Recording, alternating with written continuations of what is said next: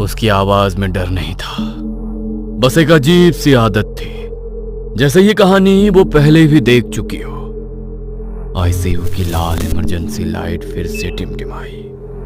Monitor की beep एक पल को बंद हुई और फिर अचानक तेज हो गई।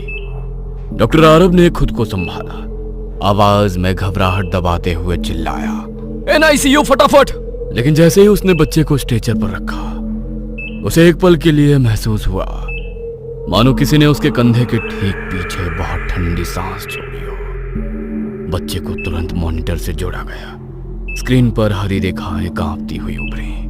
Beep beep beep. Saturation 63%।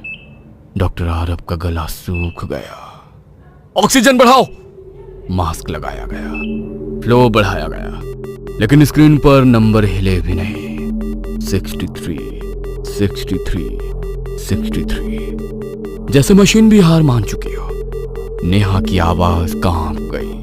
Sir ये क्या हो रहा है? रिस्पॉन्स क्यों नहीं आ रहा? बाहर अचानक बिजली जोर से कड़की, खिड़कियों के शीशे हिल उठे, बारिश की बूंदें कांच पर तेजी से थपथपाने लगी। कमरे के अंदर ठंड अचानक बढ़ गई। एसी बंद था, फिर भी हवा बर्फ जैसी लग रही थी। डॉक्टर आरब ने बच्चे की छाती पर हल्का दबाव दिया। Come on, breathe breathe. लेकिन नवजात का शरीर असामान्य रूप से सख्त था। कोई हलचल नहीं, कोई रोना नहीं। और तभी नेहा की नजर कांच की तरफ गई। वो कांच के उस पार खड़ी सब देख रही थी। उसकी आंखें बच्चे पर जमी थी, बिना पलक झपकाए, जैसे वो किसी नतीजे का इंतजार कर रही हो, या शायद बस एक पल का। वो बुढ़िया ठीक कह रही है, वो शैतान अब इसे लेकर ही जाएगा। तभी डॉक्टर आरब ने जांच के लिए खून का सैंपल लिया।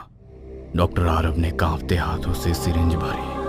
धीरे धीरे सिरिंज काली होती चली गई और अगले ही पल सबके चेहरे का रंग उड़ गया। खून लाल नहीं था, वो गहरा काला था, असामान्य रूप से गाढ़ा, बिल्कुल किसी चॉकलेट सिरप जैसा भारी और चिपचिपा। डर के मारे नेहा के हाथ से टेस्ट ट्यूब छूटकर नीचे गिर गई और काला द्रव फर्श पर गिरा।